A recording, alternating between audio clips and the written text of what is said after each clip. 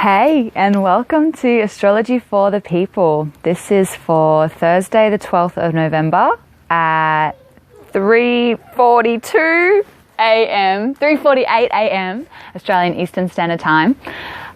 We've got a new moon in Scorpio, so it's an interesting month ahead, interesting couple of weeks, as always. We do have Jupiter sextiling this new moon, which is a little stroke of grace, I feel, kind of lightening up and giving some good fortune, I guess, to what's generally a heavy time when we are delving through the depths of Scorpio. So I'll dive into that for you now. Welcome. Thank you for joining me.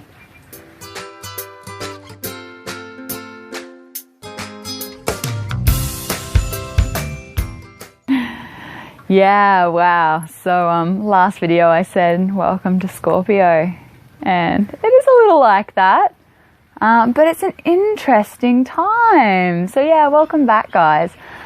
I'm going to touch on a few different things today. I'm going to try and keep it concise again. First of all, we've got a fairly big deal happening with this new moon, which is the lunar nodes. So the north and south nodes of the moon are shifting from being in Aries Libra to being in Virgo Pisces on that axis. So the nodes move backwards, and they've been in Aries Libra since February of 2014.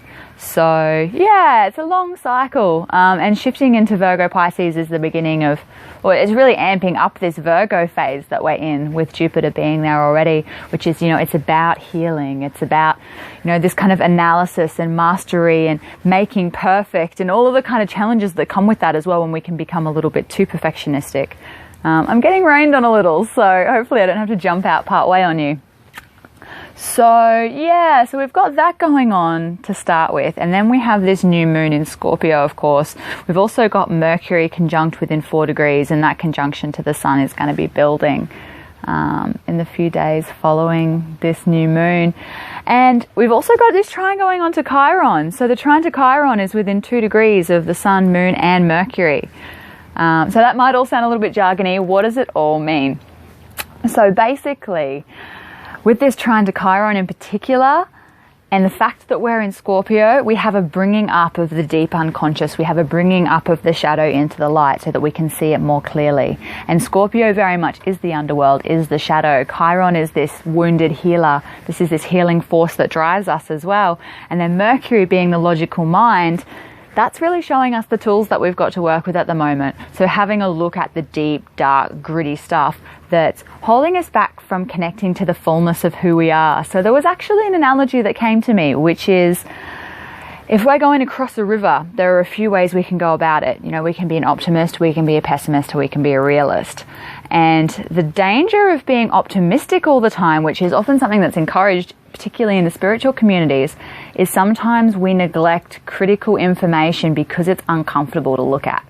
So this is kind of what we're bumping up against now, particularly being in Scorpio, is this sense of there is critical information for us to see as part of our healing process about who we are, about how we operate. And if we're not willing to be with the discomfort of, oh, I really don't find that a desirable quality, that's not something that I like about myself, then we're never going to have all of the information that we need to be able to cross that river. Or we will try to cross it anyway without having all of that information, and we'll actually end up struggling a lot more in these undercurrents that we could have worked with in a much more productive way had we been aware of them. So I really encourage you this next couple of weeks to get super honest with yourself. And this is something that has been challenging me this last week, and it's been happening unconsciously. It only actually occurred to me this morning when I sat down with this chart that this is what has been going on. There's been, this self-worth stuff coming up, this social insecurity kind of, being really aware of the ugly parts of myself. And, before people jump in and say, no, you're beautiful. And it's like, well, yeah, I am beautiful. And I'm ugly, like we all are. We all have beautiful parts of us. We all have ugly parts of us. The ugly parts of us aren't bad. They just might be the parts that we'd prefer others not to see, or we believe in ourselves aren't desirable or lovable qualities. And that's when we bump up against The challenge is when we believe that these qualities aren't lovable, because if we believe that a certain aspect of ourselves is going to cause us to not be loved, we're going to push that part away. And if we're pushing it away, then we're going into separation, we're pushing it into shadow, we're actually giving it greater power under that pressure of suppression, yeah? So what I'm going to definitely encourage you to do over the next couple of weeks is just practice becoming a little bit more comfortable with the things that you don't like about yourself. And that doesn't mean that we're stuck with those forever necessarily, but it kind of goes back to what I said a couple of weeks ago, or maybe a little longer, about how if we are evolving from a place of self-love and self-acceptance, then it's a lot less traumatic and a lot less energy is required than if we're trying to kind of stuff part of ourselves in the wardrobe and there's so much stuff in there, we're trying to keep the door shut.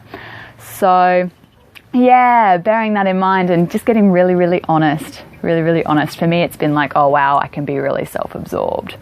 Oh wow, I can be, you know, really messy and really like not together sometimes and quite apathetic.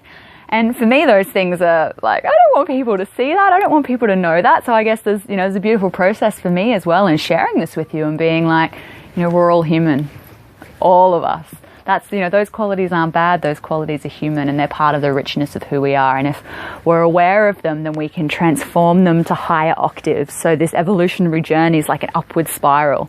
And every quality that we work with exists on all of these different octaves. And what may look like messy on a low octave, or, you know, not caring for yourself, frazzled, whatever, may actually be, you know, beautiful, uninhibited, wild, feminine chaos at a higher octave if it can be brought into love and it can be channeled in a way that's of service, as opposed to in a way that is, you know, predatory or pulling away from what I'm wanting to create, pulling away from the kind of life that I want to have for myself and for my family. So that all just kind of landed. There wasn't a lot of thought there. So let all that sink in. I definitely suggest listening to that one again. That seems a bit like one of those Scorpio dig-ups. You can see it starting to rain a little more on me now. I'm just scanning my little book beside where you're seated there to see whether there's anything I've forgotten. But I don't think there is. That feels like the essence of it. If anything else, again, just bringing back to this Virgo theme that's been so strong of, you know, it is time to do the work now. It is time to find balance between the inner and the outer worlds. And we're coming from a paradigm that has put so much emphasis on outer achievement, like physical, tangible.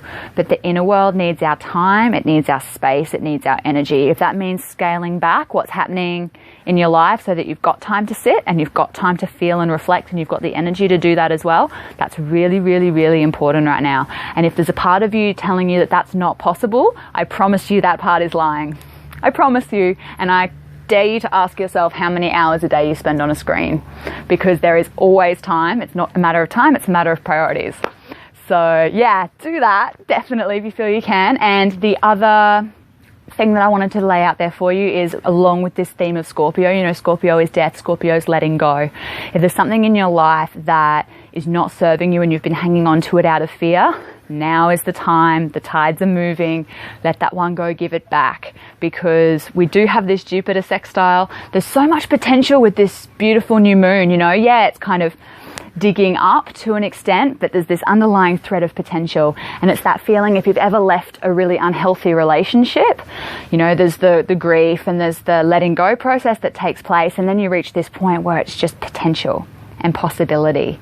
And there's a lot of that energy here, this new moon. So be prepared to face the grief of letting go in order to access that amazing potential for what you want to create next.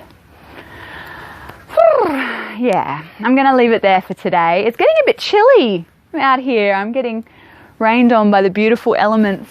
We just had a lovely storm. So yeah, I wasn't sure I was going to be able to get outside to film this for you, but yeah, it's all there. It all feels like it's there. Don't forget to reach out. I'm in Brisbane on the 14th. I believe I have a new space. It's not confirmed yet, but it looks like I'm going to be at Jindalee on Saturday afternoon, the 14th. So if you want a session, reach out. I'm here. Trips out to the mountain, welcome, of course. And yeah, don't forget to like, share, subscribe, and get it out to people. I love.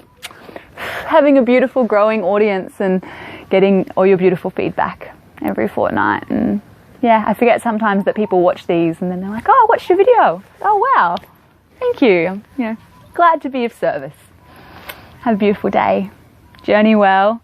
And yeah, if you need me, you know where to find me. Take care, beautiful people. Bye.